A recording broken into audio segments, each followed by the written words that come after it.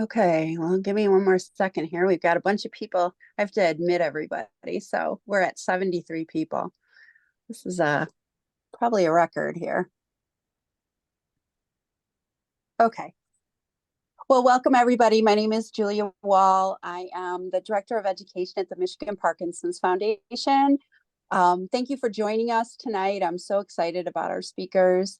But before we go into it, I just wanted to mention, because we're getting down to the date, on April 5th, we have our annual symposium that will be taking place in Livonia at Laurel Manor.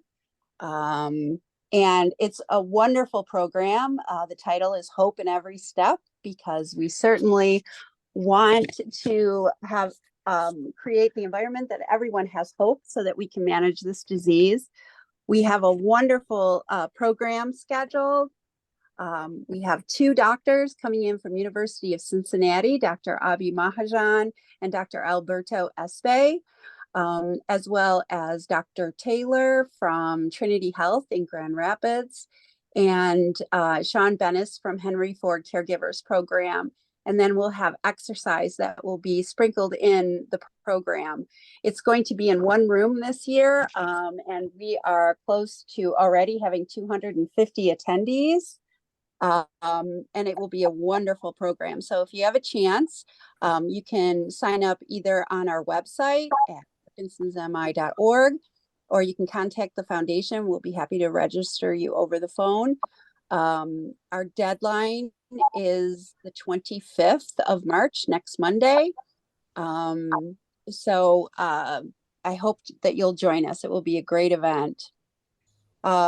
This program is being recorded. It will be available on our YouTube channel, probably by Friday. So if you miss out or are having any kind of IT issues, it will be available, and I will send a follow-up email when that link is ready. And I will include a newsletter attached to that email from Quest. And in fact, we are really partnering with Quest Research to try and let everyone be informed about the research trials that are going on. They're a wonderful partner. They do a lot of studies for Parkinson's. They're located in Farmington Hills. And we're lucky enough tonight to have Denise Moffett. Am I saying that right, Denise? Morgan. But that's cool. I'll Morgan. answer to both. Sorry. Morgan, sorry. And Denise is the lead patient advocate at Team Quest for the last 4 years. I know Denise was at our last year. You'll be there again this year, I believe, or Quest will certainly be represented. So I'd like to turn it over to you, Denise, for our update with Quest. And then when you're done, we will get started with Dr. Sidiropoulos. Okay, excellent. Well, thank you, Julia. Thank you for having me. And it's really nice to be part of this. I've never attended. And it was great to see a lot of familiar names on the list. So I recognize some of the patients that have participated with us are here. So I was excited to see that. The things that are going on at Quest, like you said, we do a lot of research for Parkinson's. We're the leader in the Midwest region. We have two fantastic movement specialists that see our patients. We always have about 12 studies running that we're enrolling for. We currently have a couple, so it depends on what your conditions are and where you're at in your stage of Parkinson's, your journey. We have studies that are for brand new diagnosed Parkinson's people.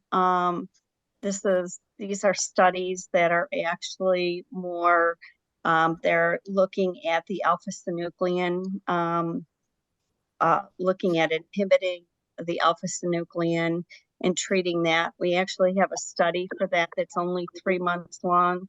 It is for people that have not, that are not receiving any current carbidopa, levodopa, or any kind of treatment. We have studies that are for people that are farther along and maybe are dealing with off time. We have a couple great ones. They're both for off time. One is actually also addressing problems with dyskinesia. If you're having problems with the, the medication, giving, you involuntary movement. There's a study that we have right now that's addressing that. We cannot actually run these studies without any participation, okay? And it's a great win-win in the sense that we do not collect anybody's insurance information. Everything is free to you. They've realized that people that actually do research do better because you're getting extra medical attention. We have a fantastic staff that our clinical staff has over 20 years of experience in neurological research.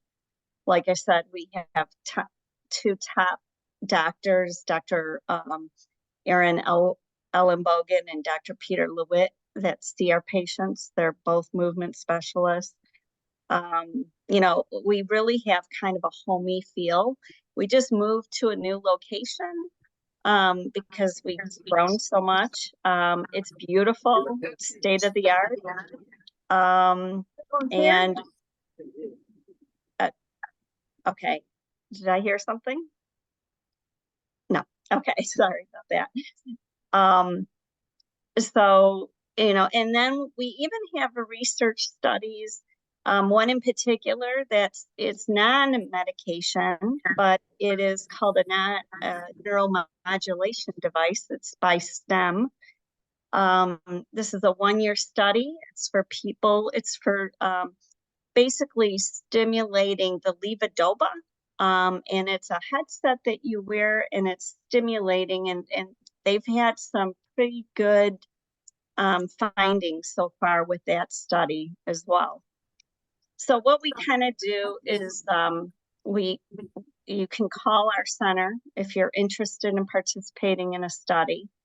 Our number, and I'm going to give it again, and I think Julia's going to send out our newsletter, which will have my phone number also. But I definitely encourage you to give us a call. It's me, Nancy, Michelle, Renee. We're all very well versed on all the studies. We'd love to talk to you about it. Our number is 248-957-8940. Again, 248-957-8940. If you want to hear about any of the other studies.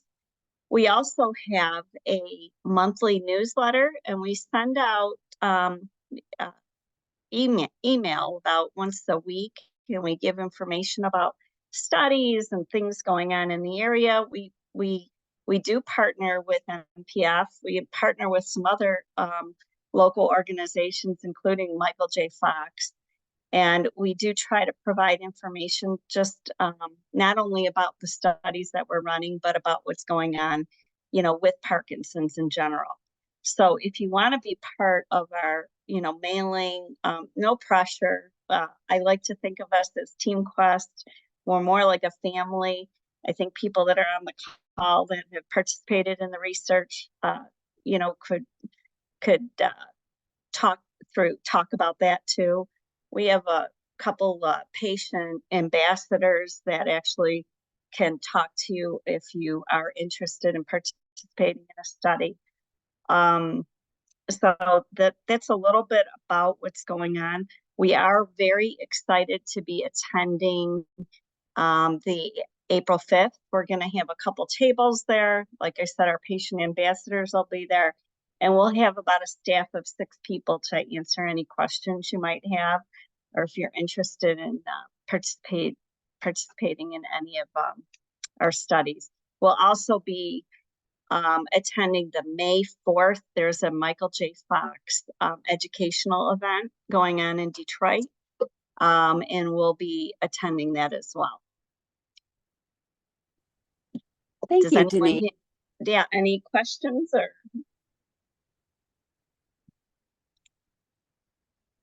Well, and if any questions come up, I'm excuse me, happy to pass them along. And we can certainly try and do any question follow-ups in the email that I'll send out as well. So we all know how important research is. I can't thank you enough, Denise and Quest, for all that they're doing. I will encourage everybody, even if you don't know if you qualify or not, call Quest, get on their list, and they can contact you when upcoming studies are about to start and see if you're a qualified candidate.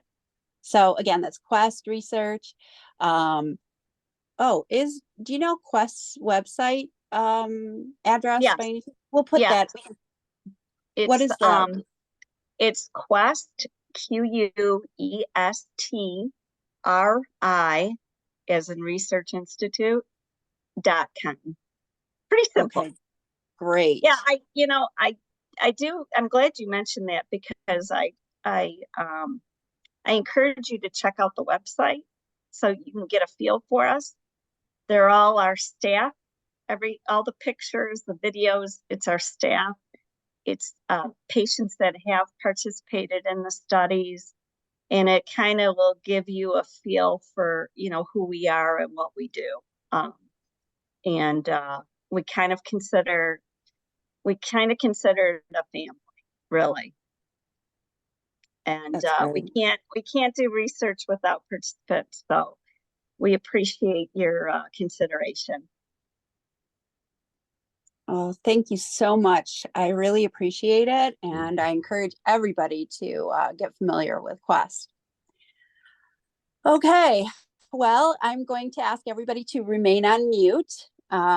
We do have over 94 participants in tonight's meetings, so I definitely will encourage any questions to please use the chat box or use your raise hand feature, although I don't know if I'll be able to see everybody.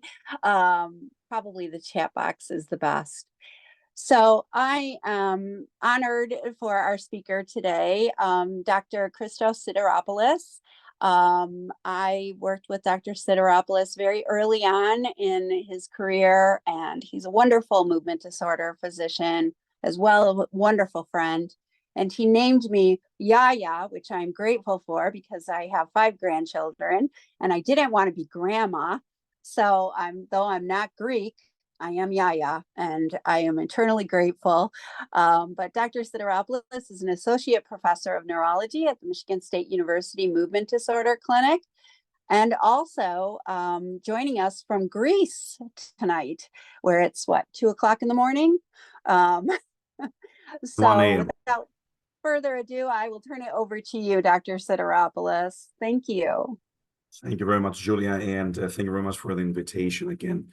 Please forgive my voice. I got a bad laryngitis, so I'll try to go through the slides. I'm not gonna spend way too much time on the slides, so we can have time for questions. It's a busy topic. It's about non-motor symptoms of Parkinson's disease. Here are my disclosures. And this topic is a topic that has gained a lot of attention over the last decade, exactly because non-motor symptoms are present throughout the disease. And oftentimes, especially in general practice or general neurology, they go under-recognized and under-reported. However, they have a tremendous impact, both physical and psychosocial, on patients and families.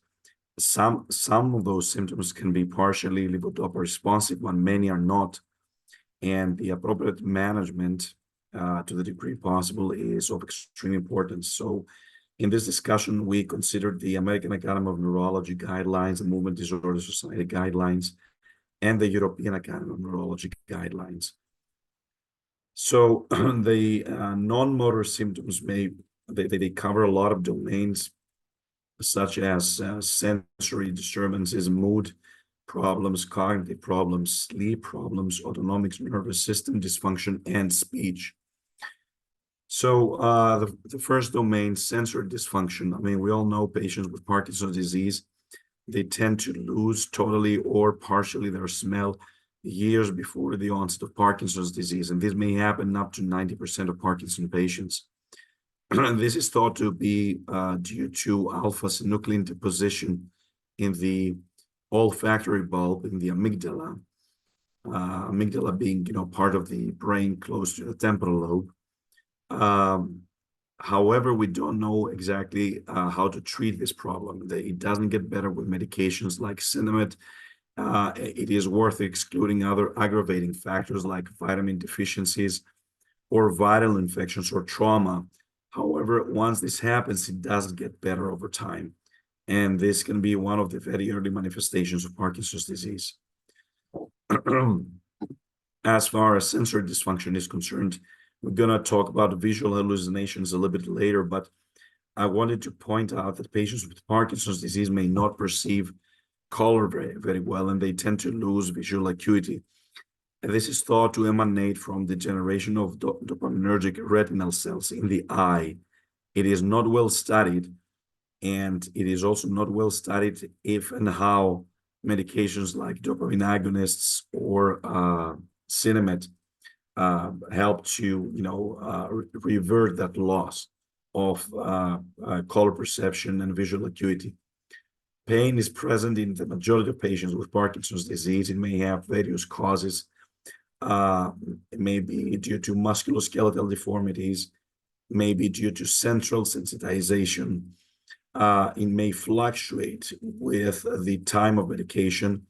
It can be also worse when patients experience off symptoms, wearing off, and various neurotransmitters are involved beyond dopamine, like serotonin and noradrenaline, and that's why we use medications like antidepressants to mitigate pain with modest results, I would say.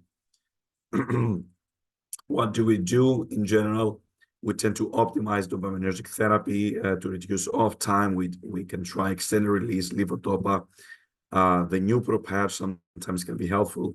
Deep brain stimulation can also have good effects, especially in painful muscle cramps. Botulinum toxin injections in patients with painful dystonia can be helpful, and combination with non-steroidal anti-inflammatories as well as antidepressants. Physical therapy can also be helpful sometimes. Again, results can be so-and-so, sometimes better, but I would say rarely the results are completely satisfactory. How about mood disorders? Anxiety is very common in Parkinson's disease, up to 60%, and may be associated or not with depression. Oftentimes, it can happen in the preclinical or early stages of the disease. It's more common in females and very common, especially associated with depression in the advanced stages. It can also be associated with off symptoms and improved with dopaminergic therapy. Sometimes DBS may help. Sometimes antidepressants can be helpful, but again, we don't have extremely good treatments for that. Antidepressants have only a modest benefit for anxiety in Parkinson's disease. Depression is very common, very prevalent in Parkinson's disease. About a third of patients have it. It has to do with multiple neurotransmitter systems like dopamine or adrenaline and serotonin. Medications like neuroantidepressants, tricyclics can be helpful. Dopamine agonists like pramipexole can be helpful, and venlafaxine. Non-invasive neuromodulation like repetitive transcranial magnetic stimulation can also be helpful. Here we have to say that deep brain stimulation sometimes may exacerbate depression. So patients who are depressed may not be, or severely depressed, may not be very good candidates for DBS. Apathy is the lack of motivation. It may coexist with depression, but it doesn't have to coexist. Up to 60% of patients can be an early manifestation of Parkinson's disease, and sometimes it happens out of proportion to motor symptoms. It can be seen as a side effect of deep brain stimulation. Dopamine and acetylcholine are involved. Sometimes we use dopamine agonists or medications for Alzheimer's, like Exelon, with modest benefit in apathy, but it's quite common, and oftentimes it is confused with depression. Fatigue is very common in Parkinson's disease, 50% of the population. It is troublesome to treat.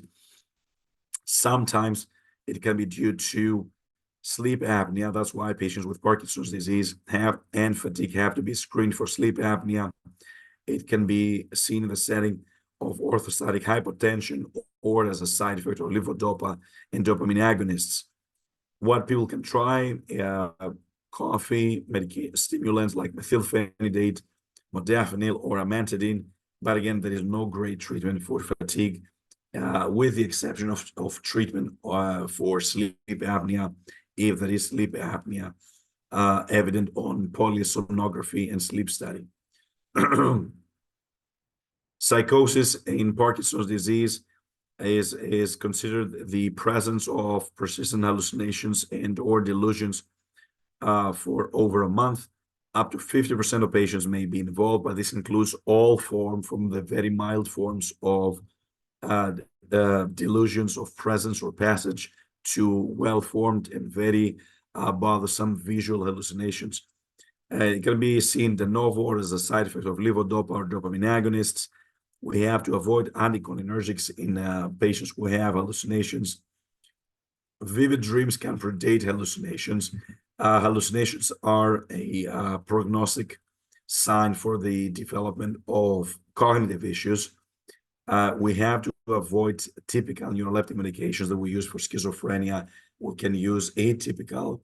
Rarely, oftentimes, the atypical of choice is quetiapine. Now we have one approved medication called pimavanserin or Nuplazid. Clozapine has been used for many years, but has a risk of causing low white blood cell count. So it is a common issue in Parkinson's disease. We do have some treatment choices. None of them is ideal, but there's a lot of things we can try.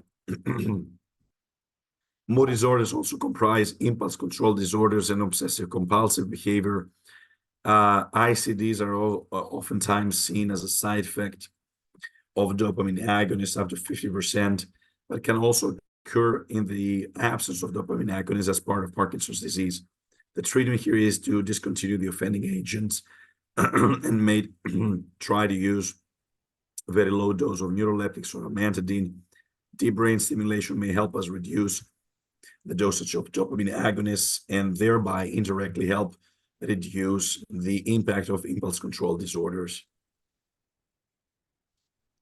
Other types of mood disorders include pseudobulbar affect. That means the inappropriate and emotional incongruent laughter or crying. It can be seen in other neurological diseases. There is one medication approved for that called Nuedexta. This is rarely used in Parkinson's disease, but off-label can be considered. Here, we have to say that this medication has to be very, very carefully considered in patients with cardiac issues, and we can consider the same drug for patients with agitation. About cognitive disorders, we have to know that Parkinson's disease, unfortunately, is related to an increased risk up to sixfold of developing memory issues and dementia. And patients with Parkinson's disease, after 20 years, they have an up to 80% chance of developing some form of dementia. It can be either the Parkinson's disease-related dementia or the very close relative of dementia with Lewy bodies. Medications that can be used are rivastigmine, also called Exelon, donepezil, galantamine, perhaps also memantine with lesser efficacy. Exercise also is very beneficial to augment cognition, as well as other methods such as non-invasive brain stimulation.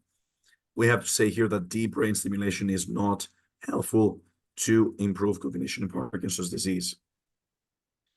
Sleep disorders, very common in Parkinson's disease. Most patients have some issues falling asleep or staying asleep. Very commonly, patients have REM behavior disorder with dream enactment behavior that may develop sleep apnea. Therefore, asking the patient diligently about any of those symptoms will help us pinpoint the problem and help us treat the problem, because all those issues significantly affect quality of life, mood, as well as cognitive performance. For sleep fragmentation, it is important to avoid daytime naps, increase physical activity and light exposure. Medications like melatonin and quetiapine can be helpful. We're trying to avoid benzodiazepines. Sometimes extended release levodopa to reduce stiffness during sleep may be helpful, as well as DBS can sometimes be beneficial for sleep, although this is not the primary reason we offer this to patients. As we said, REM sleep behavior disorder, that means dream enactment behavior, may precede Parkinson's disease in more than 80% of patients and can affect a substantial proportion of them. It is also a risk factor for development of memory issues down the road. And it also seems to be a risk factor for more severe Parkinson's disease of the rigid akinetic subtype, as contrasted with the tremor-dominant Parkinson's disease. We have here to eliminate aggravating medications like antidepressants. Low-dose clonazepam or melatonin can be quite helpful. Sometimes the rivastigmine patch that we use for memory problems can be helpful as well. Dopamine agonists may help, but their effect is not consistent. Restless leg syndrome, which is the unpleasant, sometimes painful sensation in the legs or occasionally in the upper extremities, worse in the evening hours and relieved by movement, is seen in 20%, perhaps more, of Parkinson patients. It is associated with greater severity of Parkinson's disease, depression, and low iron levels. Medications like dopamine agonists can be used with good benefit. However, they may lead to augmentation. That means the need for higher doses during the day and earlier use during the day.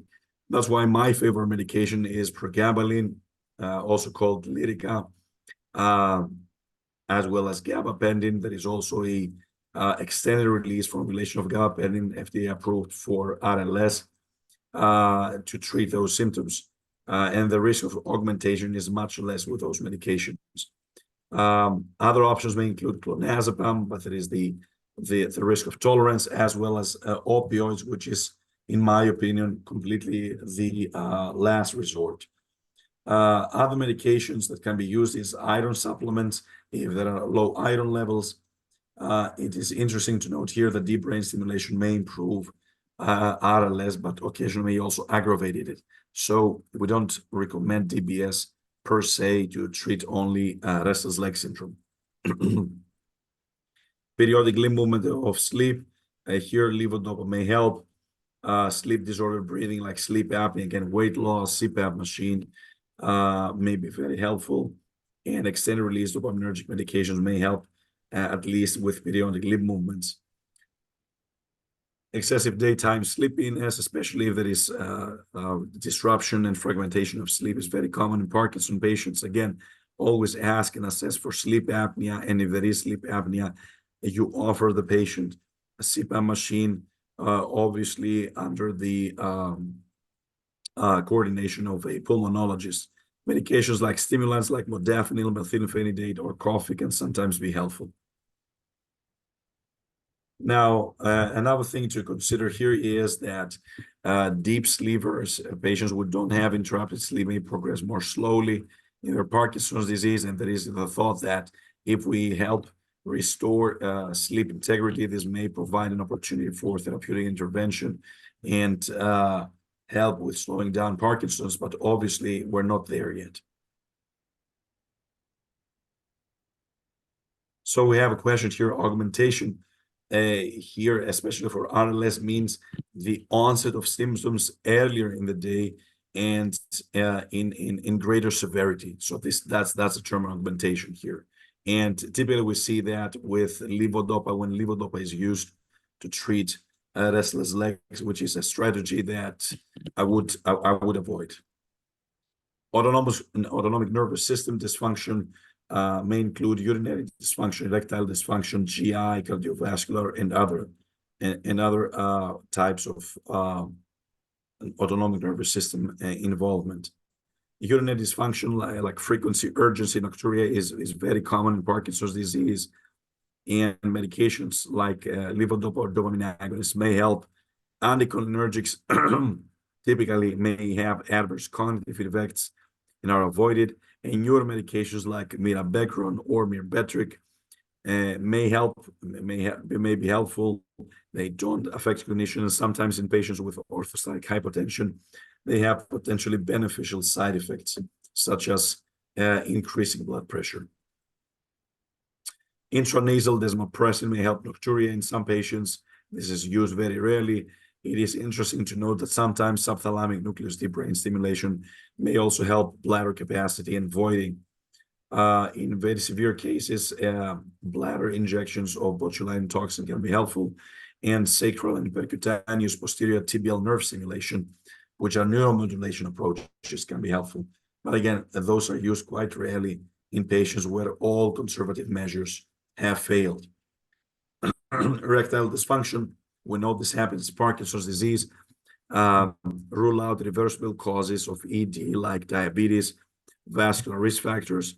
Viagra is approved for ED in Parkinson's disease, but obviously my suggestion is to evaluate for cardiac issues because those medications lower blood pressure.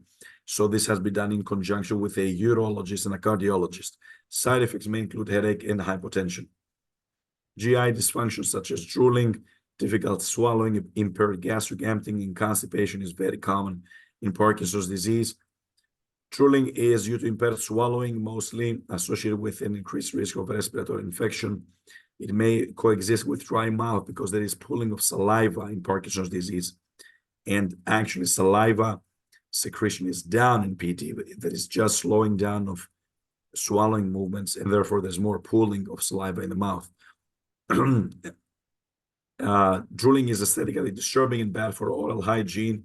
What can we do? Sugarless hard candy or gum, medications like glycopyrrolate to reduce secretion of saliva, atropine drops under the tongue, scopolamine pads used more rarely, and botulinum toxin injections in the parotid and the submandibular glands can be helpful oftentimes. Difficulty swallowing or dysphagia is common in advanced stages, but also in the early stages of Parkinson's disease. Aspiration is present in some patients with Parkinson's disease, and this can lead oftentimes to lung infections. Speech and language referral evaluation is very necessary, truly necessary, as early as possible to initiate rehabilitative approaches like diet modification, and if necessary, evaluation by a GI specialist. Expiratory muscle strength training and video-assisted swallowing therapy is used less commonly, but can be also helpful, directed by a speech-language pathologist. Impaired gastric motility is very common, almost universally present in Parkinson's disease, and may result in delayed or complete loss of benefit from levodopa. H. pylori infection may play a role in motor fluctuations, and some recommend eradication of H. pylori, although there is no consensus. The small intestinal bacterial overgrowth syndrome may also be associated with more severe motor fluctuations, and there is some evidence to support that some gut bacteria may essentially chew up and consume levodopa in the intestine, thereby reducing availability of levodopa. Again, as far as impaired gastric emptying, there are really not very good studies and no universally acceptable approaches. Medications like metoclopramide should not be used because they may actually exacerbate Parkinson's disease. Domperidone is not widely available, unfortunately, in the United States, and other medications are also troubled by cardiac side effects like cisapride. As we said, eradication of H. pylori may be one strategy, and antibiotic cycles for SIBO syndrome, small intestinal bacterial overgrowth syndrome, can be another strategies. orally disintegrated levodopa artegonine patch, apomorphine, which is used subcutaneously, or DBS can be considered. How about constipation? We all know this is super common in Parkinson's disease. It can be present well before the onset of motor symptoms, but it can also be a side effect of both the disease and the medications that we use to treat the disease, like levodopa and dopamine agonists. Adequate water intake is of paramount importance. Increased dietary fiber, we know that. Fruits and vegetables, increasing physical activity, avoid prolonged periods without any bowel movements. Miralax can be helpful, used continuously, I would say, not intermittently or not once in a week or whenever we have an issue. Lactulose syrup, now another osmotic laxative, and if nothing else works, the next generation laxatives called secretagogues, because they increase intestinal secretions, can be used. Cardiovascular symptoms are very common, with cardiac autonomic dysfunction up to 80% of patients with Parkinson's disease. Orthostatic hypotension and labile hypertension are very common. Hypertension can sometimes be associated with off-state, and hypotension can be exacerbated by medications for Parkinson's disease, especially when they kick in. Increased heart rate and supine hypertension in Parkinson's disease may cause end organ damage, and the maximum heart rate during exercise is also reduced in Parkinson patients. Orthostatic hypotension, excuse me for the typo here, we have a variety of drugs. The only FDA-approved drugs are Mitodrine, which is a medication that is used twice or thrice daily, and the newly approved droxidopa, which is also used 3 times daily and can be titrated up slowly. Other medications commonly used are fludrocortisone and pyridostigmine, and can be used in combination. One combination that we don't use is Mitodrine with Northera, but we use medications that have different mechanisms of action. Again, adequate water intake is very, very important, and we have to rationalize pre-existing blood pressure medication regimen. So it doesn't make sense to have a patient who was hypertensive all of her or his life, and now gets orthostatic hypotension, and this patient still remains on blood pressure medication.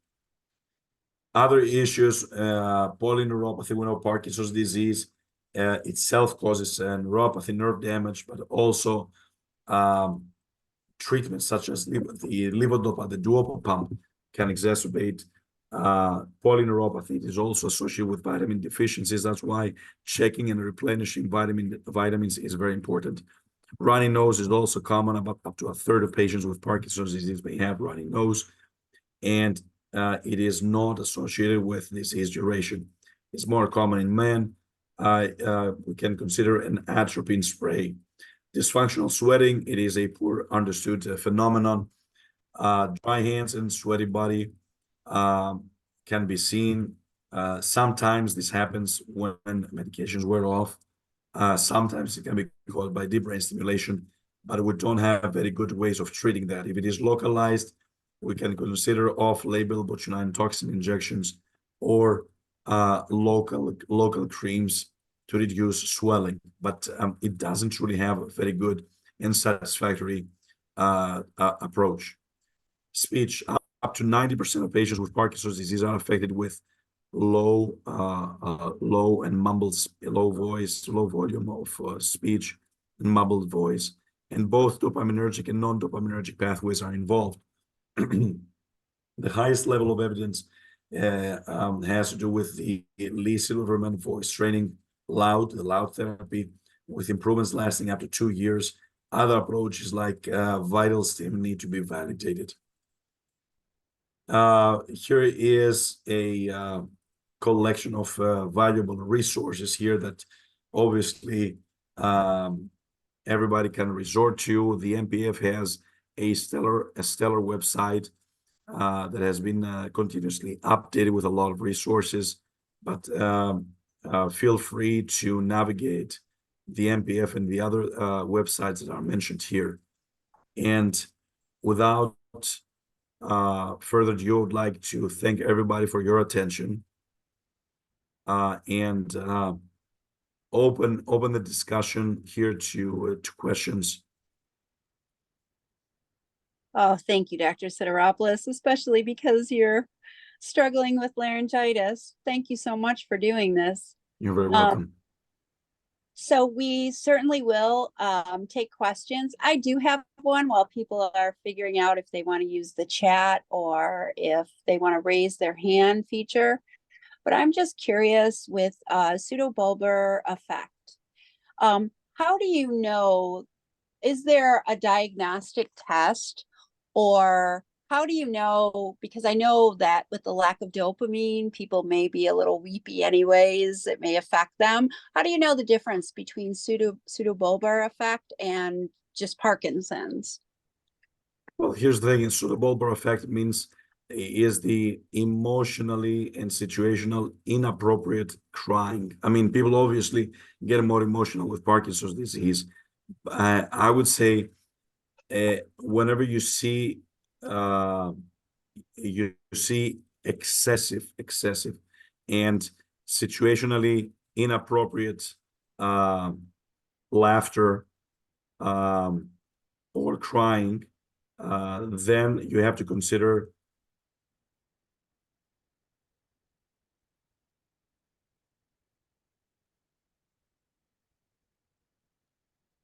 Dr. Sidiropoulos? sorry, I just um whenever you see excessive and situationally inappropriate crying or laughter, then you have to think about pseudobulbar affect, not just someone who is a little bit more emotional, cries a little bit more easily, because this is very common in Parkinson's disease. We know that. But there are also scales to measure pseudobulbar affect. But whenever this is situationally inappropriate, that is like a happy situation and people start like crying, okay, or there is something that is completely sad and there is a lot of laughter, then it doesn't fit with the situation. Then we have to think about calling it pseudobulbar affect, not just being a little bit more emotional, a little bit more sad or depressed, because this, as we said, this is extremely common in Parkinson's disease. Oh, thank you very much for that explanation. So we do have a couple of questions in the chat box. Can you see them, or would you like me to read them? Yeah. Do you see excessive hunger? I mean, per se, in Parkinson's disease, excessive hunger is not that commonly seen. When I oftentimes see that in the setting of treating with a dopamine agonist, like craving for food. It's quite common. And then you see weight gain. I do see, I wouldn't say excessive hunger, but normal appetite without weight gain. Some patients who have advanced Parkinson's disease, they tend to have a lot of tremors. Okay. And the next question, I can answer that. Can we get a copy of these slides? This program is being recorded as well as the slide presentation, and I will be emailing that out. If you registered for this program tonight, you'll get an email probably by Friday with the link to see this. I think the next question has to do probably with Quest. I only took carbidopa levodopa for a couple of weeks and stopped over 2 months ago. Could I still be considered for the alpha-synuclein case study? Denise, are you still on?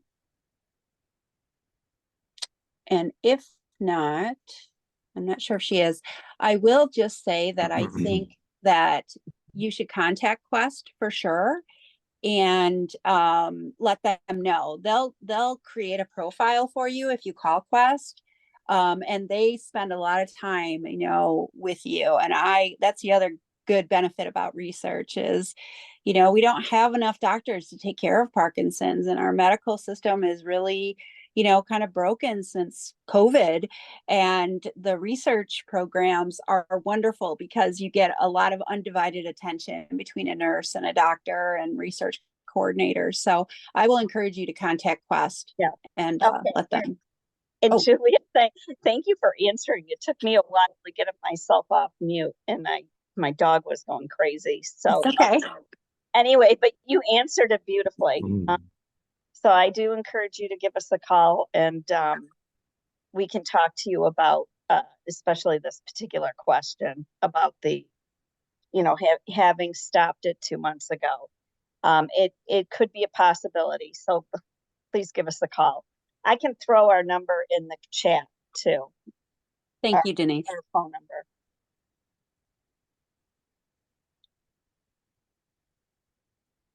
This might be for both. Do you know if there are any researchers or physicians focusing on pain and Parkinson's?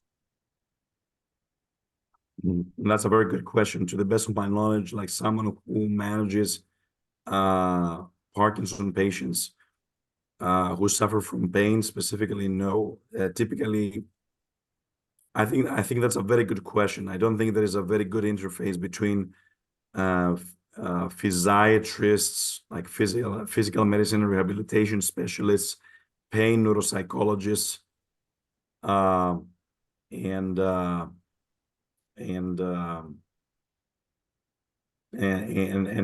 Parkinson specialists. Yeah.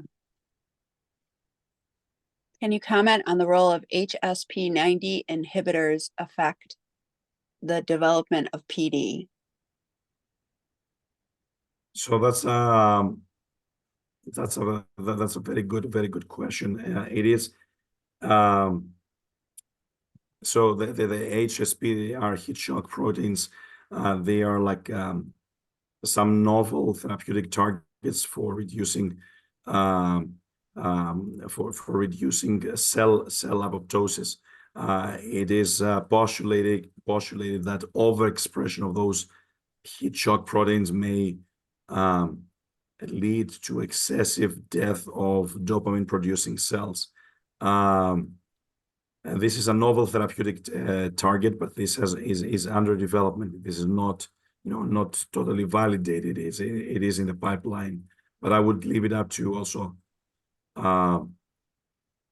Denise to comment if they have any upcoming trials.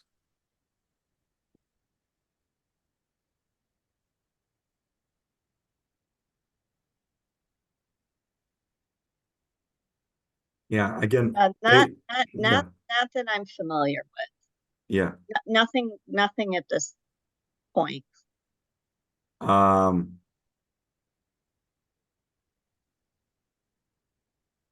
Okay. The next question we have Is is nortriptyline safe to take with Parkinson's disease?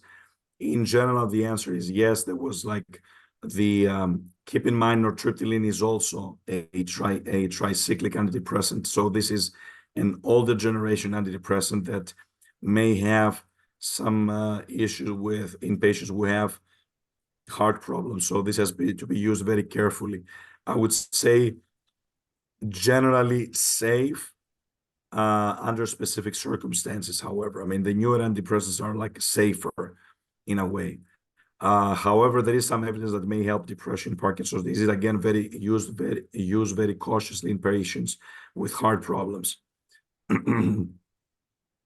Another question about stroke and Parkinson's disease. Now, people may have two things at the same time. May have a stroke and then develop Parkinson's disease.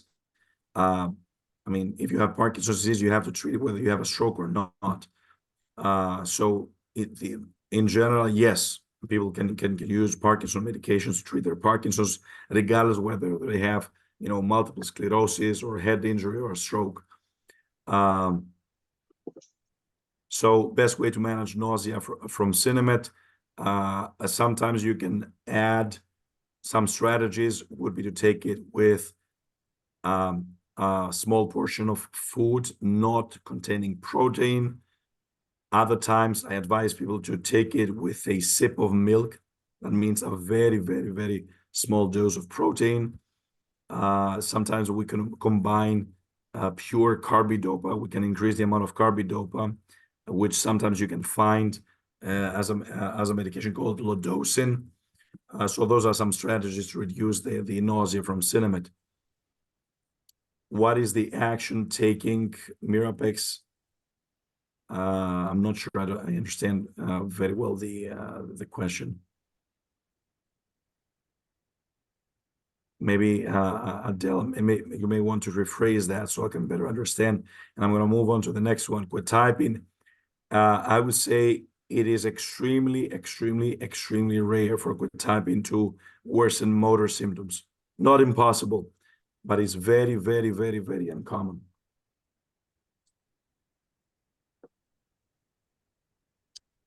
I just want to take this opportunity because everything that you touched on was so important. And I know I talked about the April 5th symposium again, but I just wanted to mention that one of the topics that is going to be addressed is the title is To Sleep or Not to Sleep. That is the question. And this is a really good lecture by Dr. Taylor about how important sleep is and managing Parkinson's disease.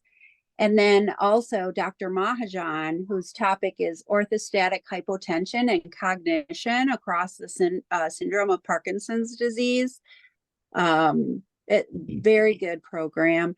And then another one, which I'm very excited to hear from Dr. Espe, Parkinson's is not one disease, but many, the roadmap to cures.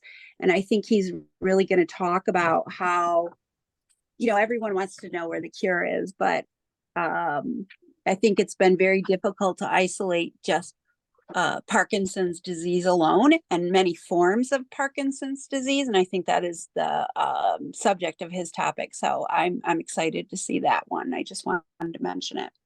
Okay, we can go back to questions.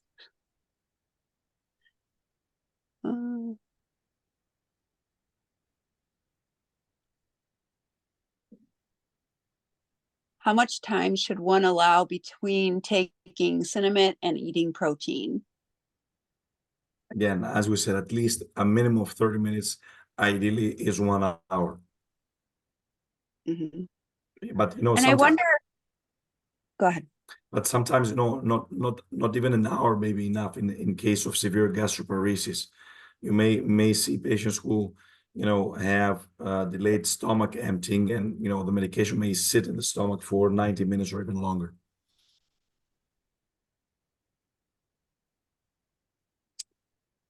Cheryl, on one slide, maximum heart rate was mentioned for PD patients. Not sure what the point of that was.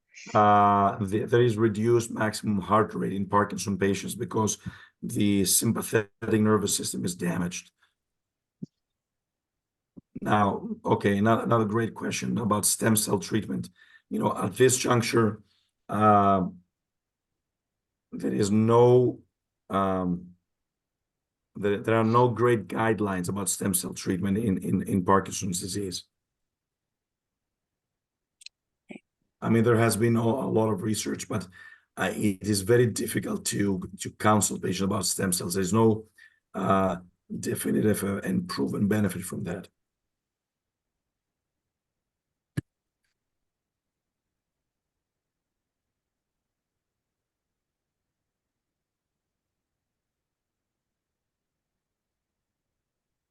All right, let's see. Props, I don't even know how to say that. Propiax cell benefits. I'm not sure what that is. Yeah. Not sure either. Not sure what that is.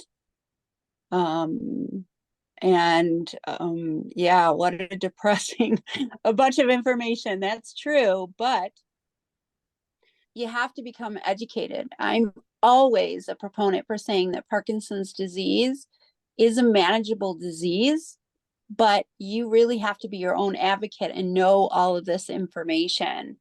So that's why we present these series. And exercise is absolutely key.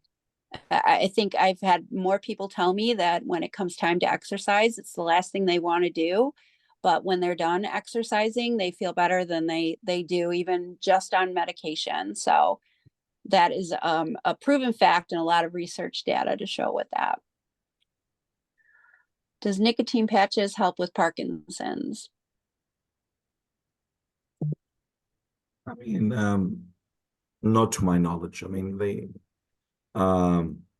in theory, there is some theory behind it, but not in my clinical practice.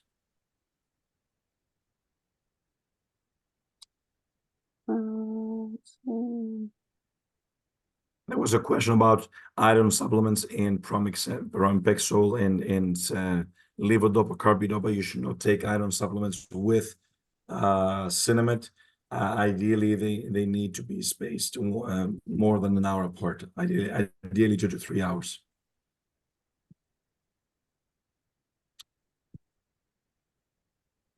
What treatment are people going to Mexico to get? That's a good question by Tony. I'm not sure. My suspicion is stem cell treatments. But And again, yeah. Correct me if I'm wrong, but I do believe that Michael J. Fox Foundation at first, when they were first started, they really heavily tried to investigate stem cell, and nothing really has come of it yet, from my understanding. Nothing definitive. Annette, it was just mentioned that the sympathetic system is damaged. I just lost my screen. Yep. The sympathetic and the parasympathetic nervous system are both damaged. And one manifestation of that is reduced heart rate. The other one is excessive sweating. Oh, focused ultrasound. Is it being used with PD? Focused ultrasound is approved for Parkinson. Actually, was initially approved to treat tremor in Parkinson in essential tremor. Sorry, but then subsequently got approval for treatment of tremor in Parkinson's disease as well.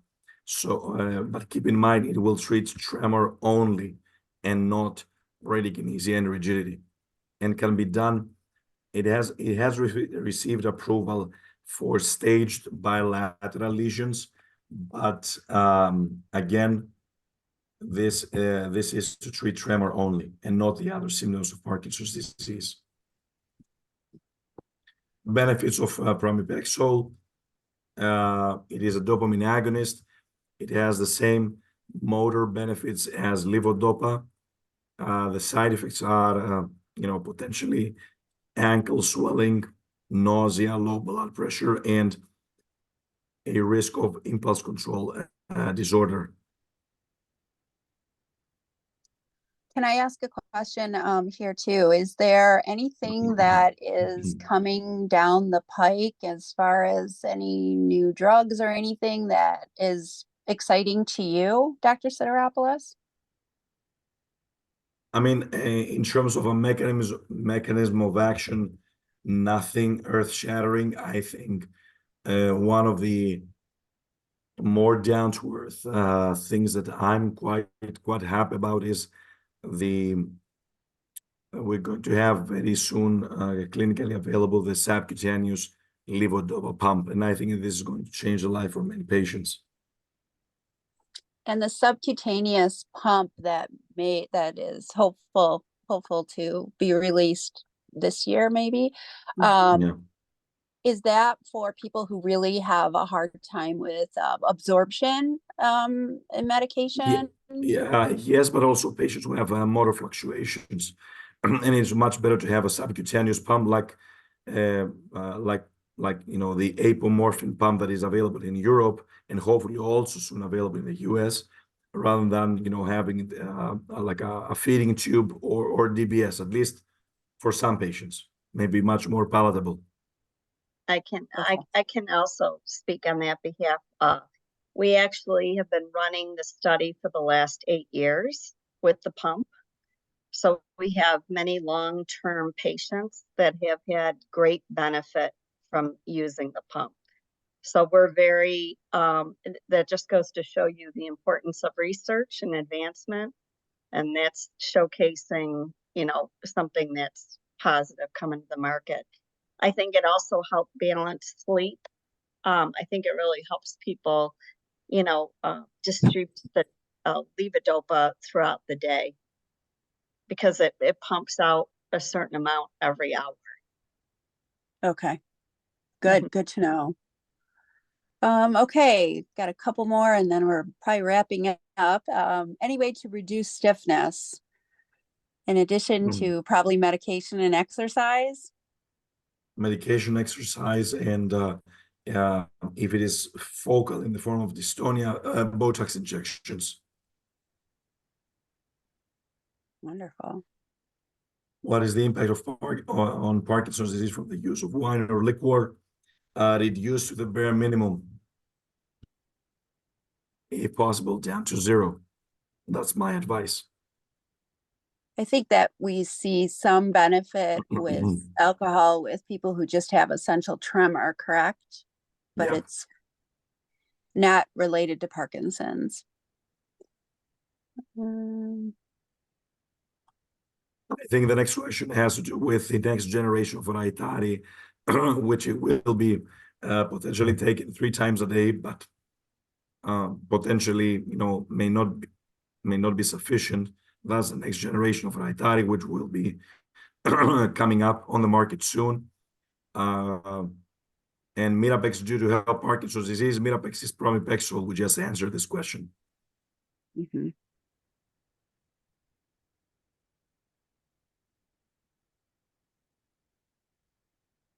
Okay.